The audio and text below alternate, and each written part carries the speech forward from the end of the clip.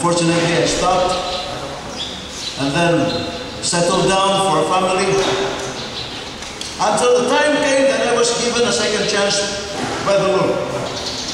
For indeed, our God anyway is a God of second chances.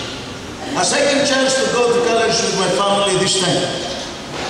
It was unusual for somebody to go to college with a family. But then I accepted the challenge to finish a course. In spite of my limitations. I realized that I am unique. So I got to take that opportunity. Fortunately enough, I got this time much higher grades than what I had experienced in the previous years. And then I graduated at age 32. But my son, John Brandon, was already 6 years old, quite old enough to be employed a year after. That's why I really praise God that I was employed right then.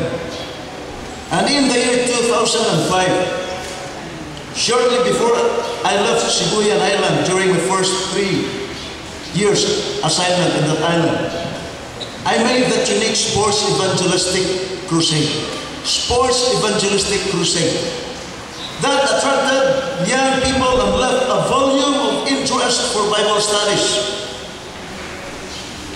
We enrolled them in the Voice of Prophecy Bible correspondence course and required each player to attend a short devotional before playing.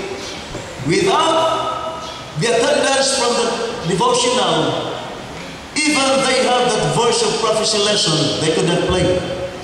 Or even they are present, but they don't have that VOP lesson, they could not also play. So,